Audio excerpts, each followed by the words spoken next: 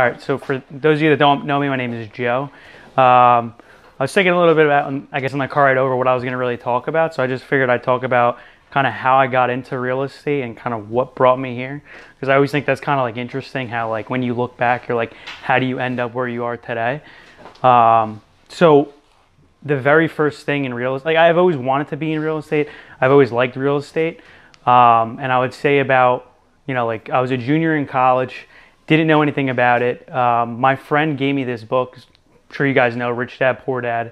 I read through the book once and I was just like, this is not real. I don't believe this. There's no way. Everyone just teaches you, you got to go to college, get a job. I was studying for accounting. I already had like a job lined up with like a Big Four accounting firm.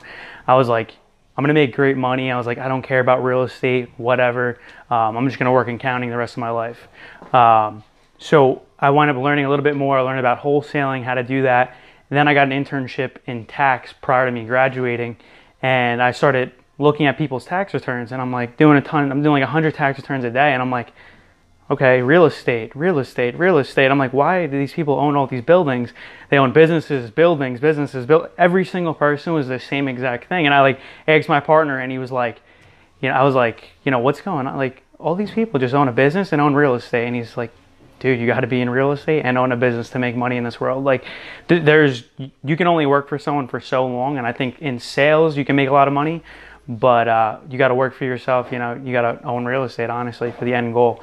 So then after that, I wound up, I had another class with another professor, and he was a CFO of like a multinational like drug company, and he wound up leaving his job to go work in real estate with his cousin, and he was telling us about this in class. I didn't know anything about this guy. I had him for like a month, and I just asked him, I was like, hey, like, can I come work for you? And he was like, yeah, like, I don't know. Like, he didn't really trust me. I was like young at the time. And then I talked to him about it, and after reading kind of Rich Dad, Poor Dad, I read a ton of other books, learned about it, tried to like just research as much as I could, and he was like, all right, come in for an interview, like what the heck, like whatever. So we're talking back and forth, and like just from reading that book and reading a lot of stuff, I was able to keep up with him. I was understanding kind of like what he was talking about what they were doing in real estate. And then that's kind of when I started learning about commercial real estate. And he kind of took me underneath his wing. He was working for his cousin, who pretty much owns everything in Hoboken. And that was also too, like within the first month, like the dude was just sitting me down, like, this is what we do, this is why we're doing it. And I was just blown away. I was just like, this is insane. They were like printing money, I felt like, because I was looking through the accounting records and like, I don't know if you guys know, like obviously what a cash out refinance is, you guys know? Yeah. Okay, so like that was the first time I learned what a cash out refinance was. I'm looking through the books, and I see them pull out like $2 million in equity. I'm like, why is Provident Bank paying us $2 million? I was like, this is insane. And he's like, Joe, like that's a cash out refi. He's like, we've owned the building for 6 years. We're going to cash out refi. We're going to buy 4 more buildings. We're going to keep buying buildings. So they accumulated over like some time of like 30 years, like I would say like 300 units between Hoboken and Boca Raton. And so I learned a ton about kind of commercial real estate there and stuff. And at that point, I was just like, wow, this is insane. Like, I want to be involved. I want to start buying buildings. I want to start buying properties. I want to learn everything I can about real estate. And at that point, like, I was going to stick it out and stay there. But I got another opportunity in accounting, which was for like, it was private equity, hedge funds, and real estate. So I was like, all right, let me leave the smaller business thinking that, I'll go to something bigger and I'll learn a lot more. And when I got into it, I just realized real quick, I was like, I'm doing one little task in this gigantic business, and I was learning nothing. And I was like, this is crazy. And at the same time, I was also like wholesaling and working in residential, like part-time with like Keller Williams, kind of like throughout the nights and stuff, like running around with buyers. But after, about like 6 to 8 months, I did a busy season in accounting. I was an auditor, so I would be auditing hedge funds, private equity, real estate companies. And I kept saying the same thing. And I'm like, all these people just invest other people's money to make more money. It's nothing crazy.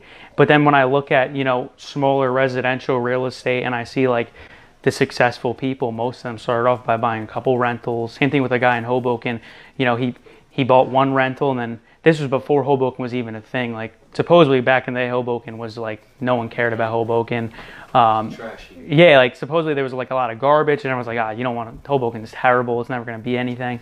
And he was a property manager at the time, and he knew all the owners, and he was like, hey, like, if you want to sell it, I'll buy it. Like, why not?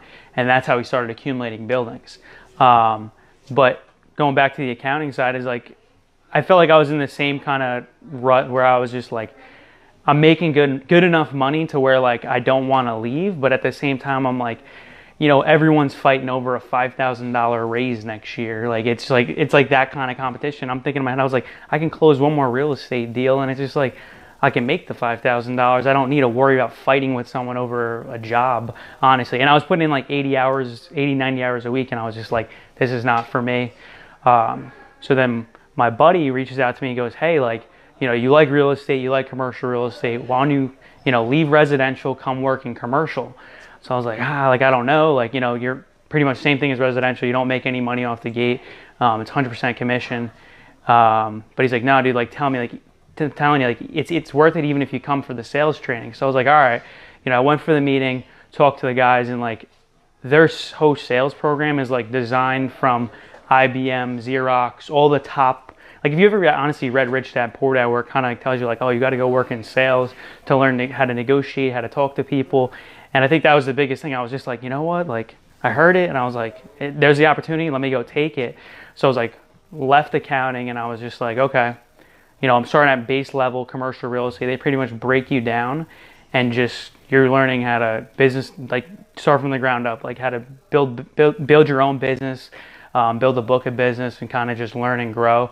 And that's kind of where I learned how to do like sales and stuff, because the first day, like my first day, didn't know what to expect. They hand me like a manual. They're like, this is like your Bible of like commercial real estate. Read through it and bring it every day to training. And then that next morning, they're like, okay, Joe, you're going to cold call. And I'm like, what? I've never cold called anyone in my life. Like, I came from accounting. Like, I was like, dude, like, we like sat in a closet, like a small closet, and just didn't talk to anyone. I was just like, I don't know about this. And like in residential, I was working with buyers, so you really don't cold call people. You kind of just like run around with them, like, oh, do you like this house? Do you like the wood floor? So, and then you're also talking about very sophisticated owners. So the first day, they're like, all right, you're gonna go in that room, and we're all gonna sit here. So they had like a group of like 20 agent candidates that are all trying out for the position, and you pretty much just call into that office, and everyone's just ripping you apart. You're just like, hey, like they gave you a script, and they're like just ripping you apart, pretty much like, like F you as soon as you get on the phone, just because that's how some commercial guys are. They're getting so many calls a day that they don't want to talk to you at all. But then kind of like a couple months in, getting over that hurdle, you kind of just realize like it's just like anything else. Like, the more no's you get, then you're going to eventually get a yes. So I worked there for about 6 months. Wasn't crazy about it. Got like my first deal was in Summit, and it was just taking forever. And I was just like, I need to make money. Like, this is crazy. So that's kind of one thing that kind of pushed me away from it. And I actually met Lewis a year before that when I was working in accounting. And when I was first going to leave, I was thinking about coming to residential to start. I met him at like the sheriff sale convention thing that he had, like the event. Or is it Warren? Yeah, the state Stonehouse. Yeah, like, and I never forget, like, I remember I was like, I met up with him like after the event, and I was like, hey, like, I'm definitely gonna come by. You're like, yeah, stop by. And I just never did. And I was just like, it always like thought in my head, I was like, shit, like I said I was gonna meet up with this dude, and I never even like tried to meet up with him.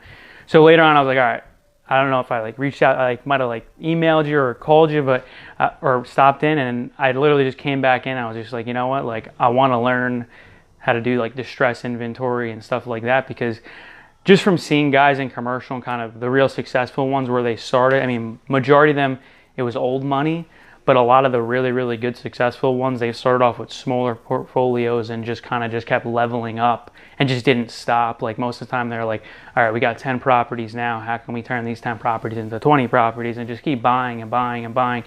And then once you kind of convert over to commercial, you kind of stay there.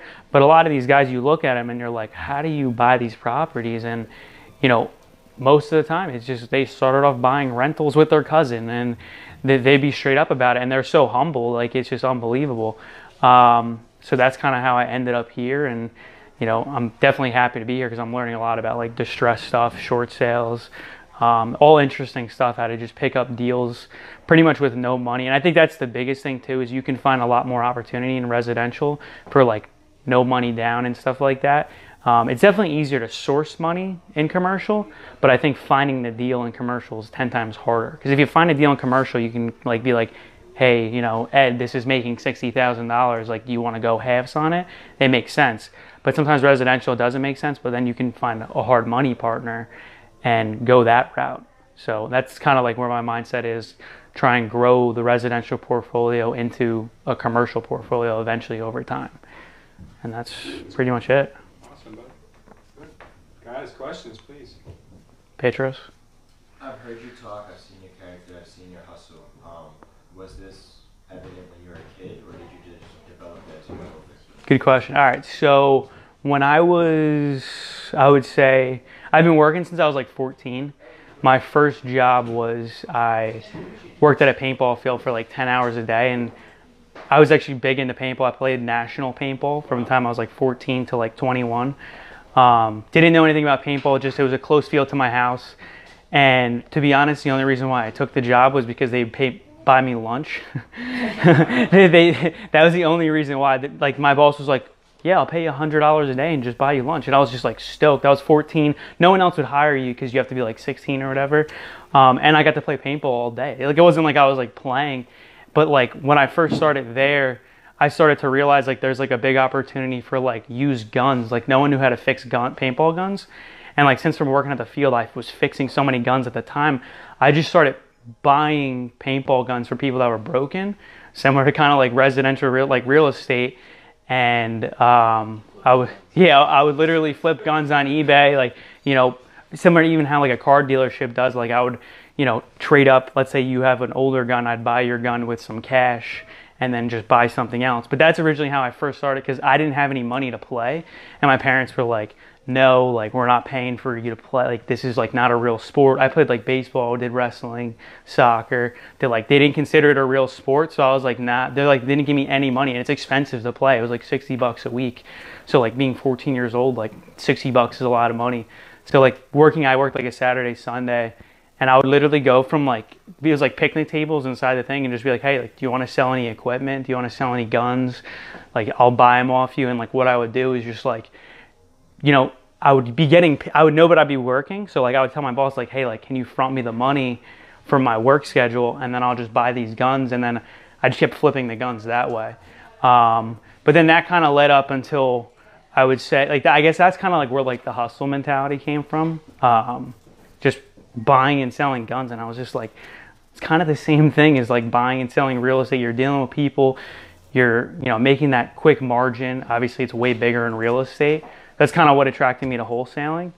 But I think one of the biggest things, when I was 17, like, my dad passed away. So up until that point, I would say, like, it was very, I wouldn't say easy, but like, I lived like a decent middle class life where like you just had enough stuff. And I think that's a little bit harder for kids that are like in my kind of like world, because it's like, you always had just enough, so you kind of just like never like push yourself. Like, I kind of like, my dad worked in insurance, he didn't go to school. I always thought like, hey, I'm just gonna go work in insurance. Like, he made good money, like, I'm just gonna go make good money too. And I was just like, never really like crossed my mind to challenge myself at all. So up until that point, kind of just seeing like my whole world just get turned upside down in like a second, from like having, you know, just enough to having like nothing, like almost losing my house. That's kind of like what motivated me to be like, all right, there's got to be more out here. Like, this is like crazy. And then I just started reading a ton of books and just realizing like how like people that grow up with like nothing, like they kind of more like they have so much of an advantage on people that have, you know, just enough or have a lot of money. Let's say the kids that go to like Harvard, Wharton and stuff like that. Like, they don't realize like that hunger, like, you can't build that. Like, and like growing up with nothing, like, you just become so hungry. You just want more, want more, want more. So like losing everything and kind of just like starting at base again, like, that's kind of like what motivated me to be like, all right, like, I knew how to do that. Like, how can I want more and more? And that's pretty much. Any other questions? Are you a CPA? No, I'm not a CPA. I took 2 sections, failed both miserably because horrible. no. You're too personable to, be a pencil pusher or someone who puts, numbers in the boxes. 100%. It might be wasted talent unless you did become a CPA and a partner, were able to bring business in. Well, that was always what I was mad about, is like, it would take me 20 years to start bringing in business. And I was like, I can bring in business today. I understand how to talk to people. Like, let me just go talk to them. They're like, no. You're in the closet, crunch some numbers. And I was just like, learning FASBs, learning accounting, that sort of thing. yeah, I mean, don't get me wrong. It was a great career path if you're, willing to put up the work. I won't discount that at all. Like, 10% raises every year, but it just wasn't for me. Like, I could see myself in sales so much better. So you said that you always wanted to be in real estate, but it's sort of, you caught the bug doing other people's, tax returns. Well, I guess the question would be, when did you really want to be in real estate? I would say, as I was signing my contract for the accounting firm, I was like, I don't want to do this anymore. And at that point, I signed it a year before because they get you to sign it like way earlier. And I was just like signing the contract and I was just like, I don't want to do this. Like, I don't even know why I'm signing this. But it's kind of like you see the number, you're like, I've never been paid that number in my life. So like, I kind of just signed it and went with it. But like, I think maybe after I actually closed my first residential transaction, I would say that like solidified it. And then closed my first like wholesale deal. Like, once you saw like the check and I'm like, okay, I made this with like a fourth of the effort that I'm putting in this accounting firm. Like, I could do this again. Like, but yeah. I guess how long did you work in the accounting thing, and talk about that? I mean, I know a lot of people here maybe have left jobs willingly or not willingly, Yeah. whatever the case is, but that I feel, and it was even for myself, the hardest thing is everybody has this dream, let's go into real estate, and you know that you're Yeah. going to make money right away, or even if you're going to make money right away, there is nothing like a guaranteed paycheck. Yeah. Once a month, twice a month, whatever it is, you're walking away from that. Yeah. So how is that? Because I think everybody, a lot of people who are probably listening are thinking, like, I want to do that. Exactly. No, I think that was one of the hardest things. And I don't think there's ever like a right time to do it. Trust me, like, coming from like an accounting background, like, I feel like I'm very like calculated the way I do things. And like, I kept trying to calculate the perfect time to do it. And I was just like, at the end of the day, like, one of the guys I used to work with at Keller Williams was like, dude, like, just quit, man. You're making it so much harder on yourself. Like, you'll figure it out. Like, he's just like, trust yourself. Like, that's it. Like, that was like the biggest thing from him. And that was kind of, I guess, something I was like, damn, I was like, am I not really like trusting myself that I can't make money in this? Like, because I'm like attached to this. So I would say like, I knew from day one that I started, I was like, I'm saving every dollar I have, because I was like, I know there's a day where I'm just going to pull the trigger. So I saved up about like 20 grand, which is like probably like all what I've made in that like 6 to 8 month frame. So I saved all of it. Like, I wound up like, I bought like a cheap Honda, and I was just like, just saving every single penny I had. And I was just like, I don't know when I'm going to leave. And I know like, I was getting like really frustrated. So I was like, I'm going to one day just pack up my stuff and just leave. So it turns out like at that like 6 month mark, we started getting like deep into like, I don't know if you guys know, like there's obviously a busy season in accounting, and I started working 80 hours, and on my first 80-hour week, I was just like, nope, this is not for me. Like, yeah, I was like, nope. And then on top of it, I was working 80 hours and then studying for the CPA. So I was living there. My life was there. And like, everyone's like, you work at such a great firm. What are you doing? Like, you're crazy. And I'm like, nah, like, I'm just like, it's a difference between like when you push yourself and like you get pulled. Like, I'm just like getting pulled in this other direction. Like, I can't even think about accounting right now. And it's just, I can't do it. So like, I guess to answer your question is just, you know, definitely have a plan and have some money reserved, because I guess I'm kind of both sides of the spectrum. Like, if you absolutely hate it, just get out of it. But I mean, I was making good enough money where I was like, let me just save a decent amount and at least I had like some residential transactions at Keller Williams lined up that I was closing. So I was like, all right, I'll be able to survive that little bit. But yeah, it's tough. Like, I think that's one of the hardest pills to swallow. And I don't think it's so much like you that like deals with it. It's everyone else telling you like, say, like, how did your mom take it? Right? I mean, so you just went to college, you have this great job, and you've been there for 6 months and you're like, yeah, not doing this anymore. So so my mom is pretty good where like both my parents didn't go to college. So like she's worked in sales. My dad worked in sales and insurance, and like he worked all the way up. And like what I told her pretty much was like, so he was about to be like president of his like company, and he just got fired one day. They're just like, yep, you're done. And I told her, I was like, listen, like you see what happened? Like that's gonna happen eventually. Like, you know, you're producing all this money and like you're never gonna get the benefit of it. And for her, like she kind of was just like, all right, like, you know what I mean? I don't know what to tell you. I can't tell you what to do anymore, you know? And I was like, I understand, like, I spent the money for college, but I also did, like, I went to community college first. So I did, like, kind of the smarter route, I guess, to be in as less debt as possible. Even though if I took the debt now and bought a property, I'd probably be way better off. But, yeah, it's definitely hard, the outside factors of, like, people being like, I remember when I was quitting, like, my manager was like, are you crazy? They're like, you know, people like die for this job, and I'm like, yeah, but like it's just terrible. Like I don't know what to tell you.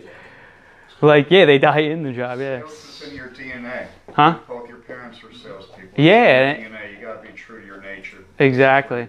It's almost as if I was like fighting something. Like I was like fighting to work there. So like when you get that feeling, I was just like, you know, just let it go. And then the day I left was like the greatest car ride home.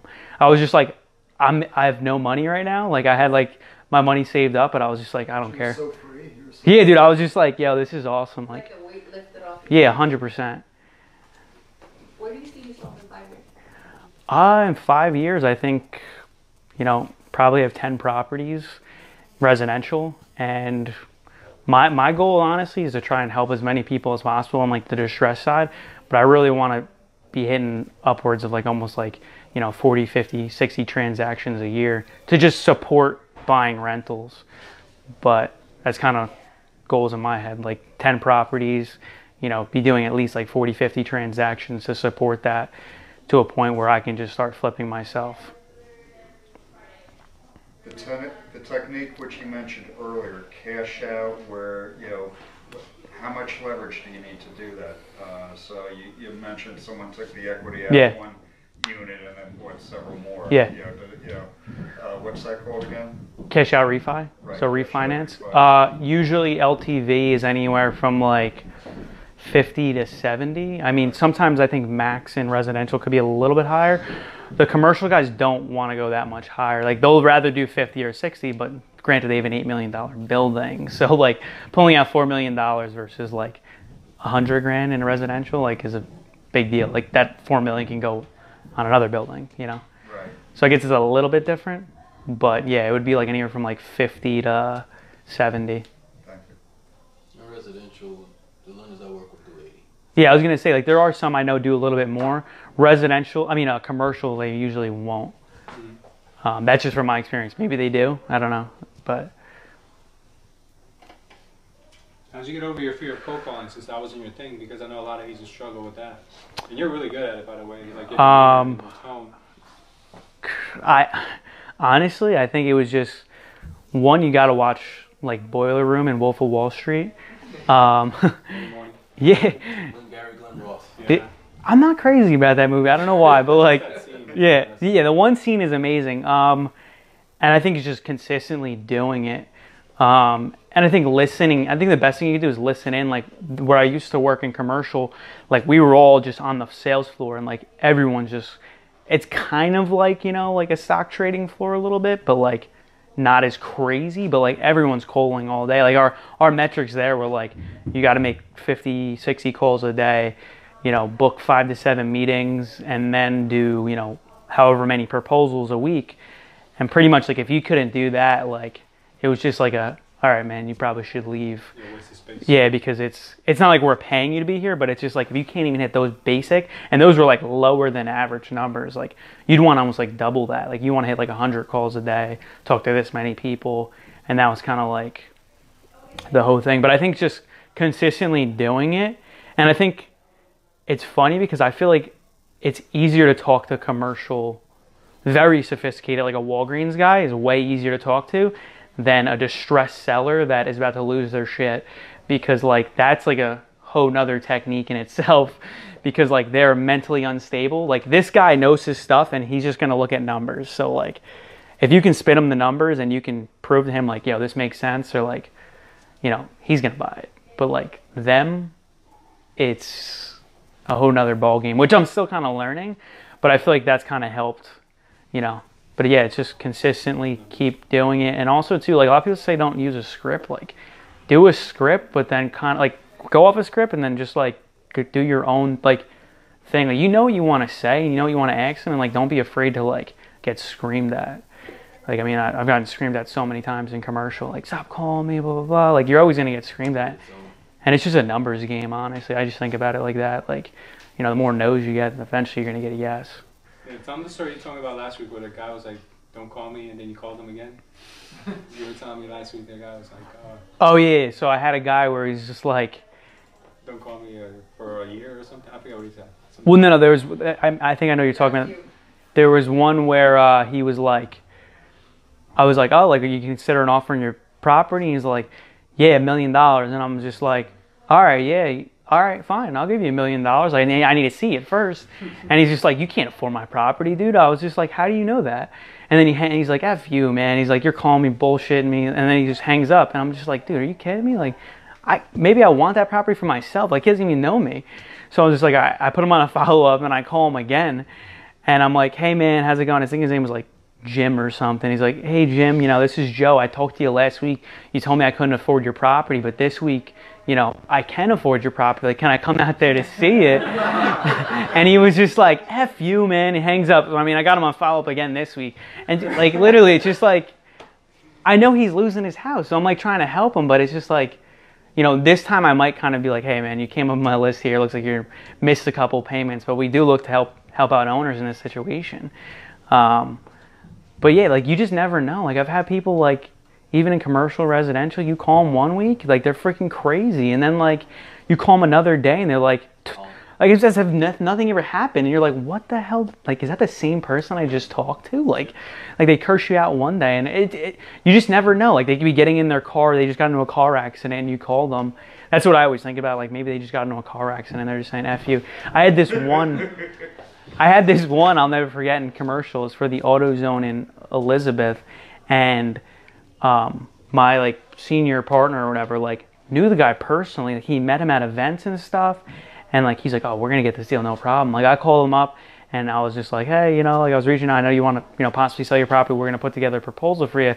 And he was so nice to me, and he was just like, yeah, sure. He's like, I'm gonna send you over, you know, the package and stuff like that. Then like my senior partner calls him and he's just like, what are you talking about? I was like, I'm not selling my building. Like, I guess he didn't realize, like, we were, like, connected, like, on a team together. And, like, he was the senior guy, and, like, I was, like, the junior guy on it.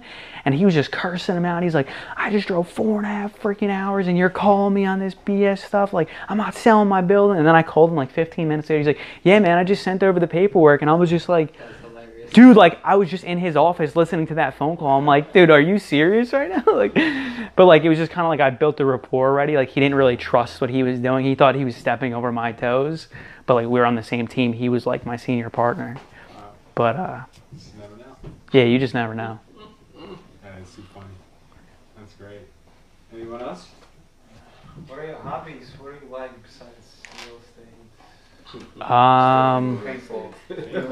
Paintball, I stopped, honestly. It's just too much money, and yeah, I didn't like the way the industry was going. I always thought I was going to open a business in paintball. Like, this kid on my team that I never expected would open up his own business. I'm like, come on, man, how did this guy open his own business? Like, his own like pants company he had.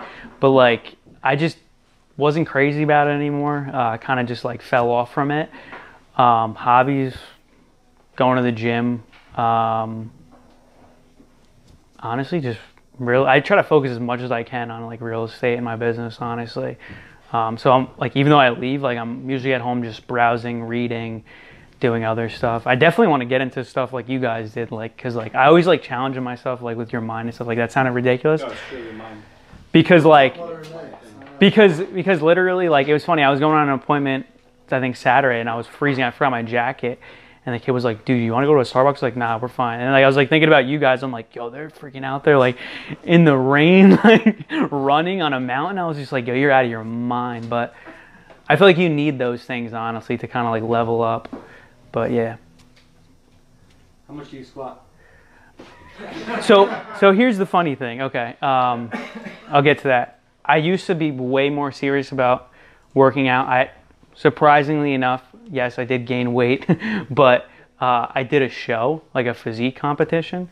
I could show you the picture to prove it, even though everyone looks like it's photoshopped. I was like, no, it's not. But I did one when I was 17, like right after my dad passed away. It was kind of like just a way to like just cope with it. Like I just kind of went to the gym every freaking day. And one dude, like, I just asked him, like, he just finished a physique competition. I was like, dude, can you like train me? Like, I want to do this, like, whatever. Like 17 weeks later, I was just like shredded up on stage. But to answer the question, when I was serious, I feel like, because now I'm, I go 2 days and then like some days I slack. It was like 300. My best, honestly, is deadlift because like my arms surprisingly are long for my height, and it kind of just helps out. But deadlift was like 450, bench was like 270, and then 300 squat. What was your weight though? Like 160. 160? Yeah. Yeah, that's good. Yeah. Yeah, 450 deadlift. Yeah. 160. I felt like I was gonna snap in half. Yeah. Yeah. Can't do that now though. I could probably do like 380, but yeah. That's still a lot. But yeah, I could show you. Honestly, I followed this one dude. I don't know if you know what's his name. Last name's like Candido or something. I did like some like 9-week program, and it just destroyed me. And I was just like, holy shit! Like my lifts are like going way up. And I also did like 531. No. It's like Well, I know about like pyramid. It's not pyramid. It's called like 531. And like when I first started lifting, like that was like you do like 5x5 and then 5x3, 5x1. I guess you could call it pyramid. It's a little bit different, but like there's an online program. What? Strength training. Yeah. So like that is where I got my numbers up, because originally like when I was just doing the show, I was doing like bodybuilding stuff, and I was like weak as shit. Like I couldn't lift anything. And then I got to the end of it, and I was just like, I feel like I'm like a cheerleader right now. Like I can't lift anything in the gym. I can barely do like anything. But yeah. We're gonna need that evidence though. I'll show you. You could go on my Facebook. There's actually an album. You seem pretty happy. Yeah. You seem pretty happy where you Better are. front. It's all up front, right? It's all up front. Damn, how do you guys like keep it up like consistently though? Like what's the secret To be like, positive? like tricking people into thinking that you're happy? I think just be happy. Like I don't know. I don't know. I think Fake it till you make it. that is true to a point, though. Motivation, like how do you stay in motivation? I don't believe in motivation, honestly. I just believe in consistency. Like, I try to get so motivated, and I feel like it makes it 10 times worse. Like, even motivated for the gym, like, I get so pumped up, and those are my worst days. Like, I'm, like, in the car, like, listening to some sweet music, and I'm just like, oh, I'm going to kill it today. Like, my best days have been when I'm like, oh, I'm so tired. Like, I don't want to go. And then all of a sudden, like, something just clicks. Dude, my best days are like when I'm like Found them, mad. guys. Yeah. I found them. I'm looking it up right now. So. Yo, not bad. Whoa. Not bad, yo. Joe, that was you. I know. Relax. But at least now you can hold me accountable. That's kind of what that was for. It was like, now you can hold me accountable to lose weight. You took a trophy home. Was it like the participation trophy that? It was 5th. Relax. It was 5th. Oh, How many? That's not bad for your first show. 10. how, So 50. How long did you get like That's your that? first show. It was like 17 weeks. Yeah. Wow. How long it took you to get that rip? 17 weeks. 4 months. You should put this Dude, photo on your 4 board. months. Hell yeah, dude, this is amazing. You should use that Wow. on your business cards. This is why you hired me. And they're like, Man, you get my heart rate up. What? Creatine or anything like that? well, no, What supplements were you taking? no, but You're on the juice. You look more Hispanic. yeah. Yeah, you look very Spanish. Right? It's when I shave my beard. Yeah. Yeah, I see it. Nah, no juice. If I was on the juice, I'd probably be like 210, like weighing 210. No, that's not steroids. No. No, this is natural. Yeah. But yeah, I was on creatine. All it is just kind of helps you with the lifts. I don't think it really does anything for. Helps you retain water. Yeah. I weeded it off honestly, but like creatine definitely helps with lifting. It's more for like, I mean, you could probably talk more energy. Yeah. But yeah. It delivers ATP to your muscles. Yeah, I don't know the scientific part behind it, but I just know to take 5 grams. That's it. Any other questions, guys, for Joe? Okay. Well, what I wanted to ask before it kind of evolved into this how do you fake being happy? Yeah. Okay. I was gonna say you look happy with in your life. Yeah. You look like, you know, like, Yeah. okay, you're not a millionaire, but Yeah. like you're not struggling, Yeah. and you enjoy the work that you go to every single day. Yeah. Okay. Not everyone is like that. Yeah. And your story was that you were at a great accounting firm that Yeah. that you studied to go to. You Yeah. paid all this money for college, and now you're not doing that at all. You Yeah. left that great paying job Mhm. to pursue this, Yeah. to pursue happiness. Yeah. Right. Okay. And so like everyone is there, Mhm. right? Well, maybe not everyone. Like some people have it figured out. But for those who don't have it figured out, right? And they're like, man, like what the hell do I do in my life? Mhm. Like what advice could you give someone like that? You know what I mean? Because I mean, like fortunately for you, Yeah. you found interest in real estate. Yeah. You weren't like, damn, I don't have any other option. Let me do real estate and Yeah. just pray to God it works out. Exactly. You were like, I'm doing good here at this accounting place, but Yeah. I'm ready to put a bullet in my head because Yeah. I can't stand it anymore. I really want to do real estate. Yeah. That's what will make me happy. Like how could you help someone find that? I think the biggest thing is like you just know. Like for me, like you know, like what are those things you're thinking about? Like when you're studying for a test that you don't want to take, like what are you thinking about? Like that's always what go through my head. I was thinking about real estate, and like just like I would always look for like ways around things. So surprisingly, I'm a very lazy person, but like in a sense, it kind of helped because I'd always look for the way around things. Kind of like not that it was a bad thing, but you know, you want to kind of. Because real estate, honestly, is 10 times harder than working in an accounting firm and sitting there doing nothing. But like it's just, like you said, it's more of what you want it to do. And I think it's just more of the pull instead of the push. Like, you know, when like you're like younger and you like don't want to go to like practice because you like hate it. Like someone's pushing you to go, you don't never want to do it. But like when you really like something, it kind of just like pulls you to it. Mm-hmm. So like real estate kind of just like pull, like I don't want to come here every day and cold call, but I just know like I have to cold call to get the meetings. If I get the meetings, I get to propose, like, you know, eventually we'll get, you know, those 10 properties later on down the road.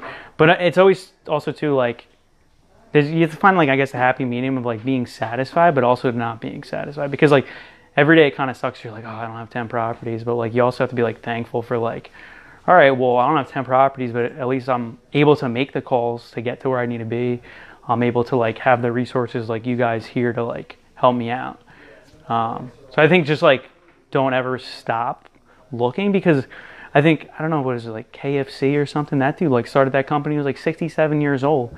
So like I always think about like if you really tried something for like 10 years, like what you could, like I'm only going to be 33 years old. Like even if I failed like the next 10 years, like I'll be 33 years old. Like I could restart my entire life at 33. Like you don't have to have it all figured out at like 23. And I got that honestly from another dude that like sold his company for, I don't know if you guys know, like, I probably shouldn't mention his name, but I'll tell you off.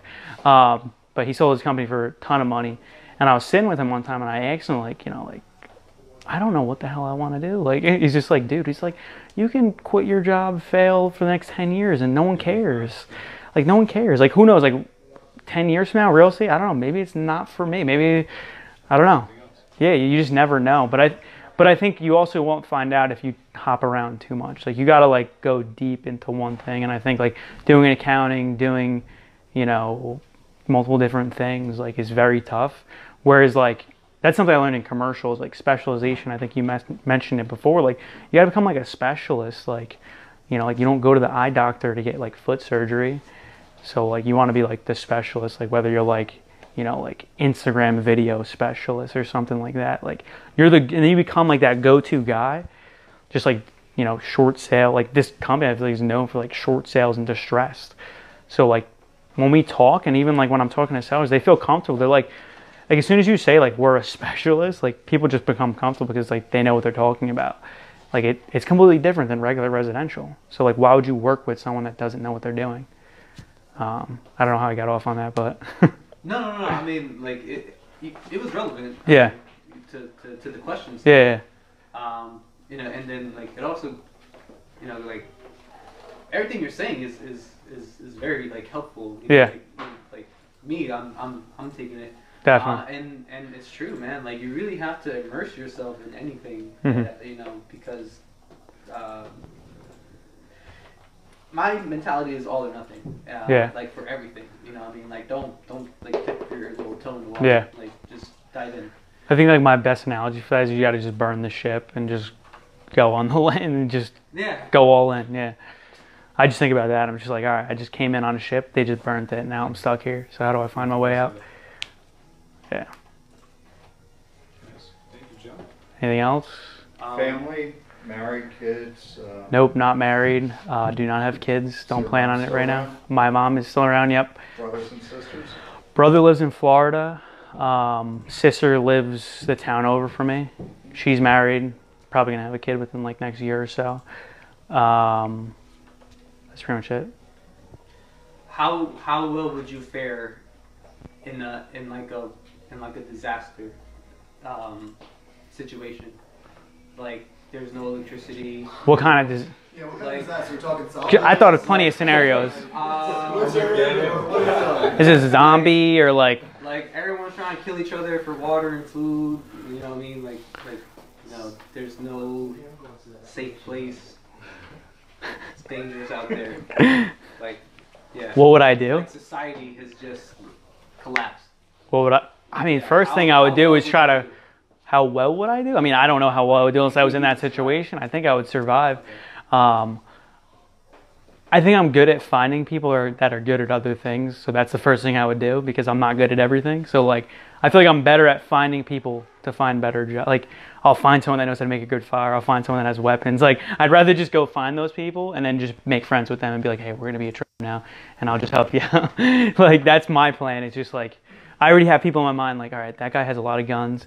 Then I have someone with fires. Not that we're gonna shoot anyone, but like, you need to make sure everyone's together. That's the biggest thing. Do you think that type of mindset like would be good to have in business? You know what I mean? 100%. I mean, I think business is like Survival. survival, yeah. But I think also too, a lot of people think like everyone, like we're competing against each other. And like, I thought that for the longest time. Instead, like you got to think like you're competing against yourself because like that is like the biggest difference. Because then you lose that negativity too. Like, oh, like that guy's 20. Like, you just stop thinking about that. Like that guy's 20 deals. I don't have anything, you know? So I just try to think like, all right, what do I have? What do I need to work on to be better? That's great. Good stuff. Anyone? Derek, do you have a question? Oh, No, I'll get right to class. okay.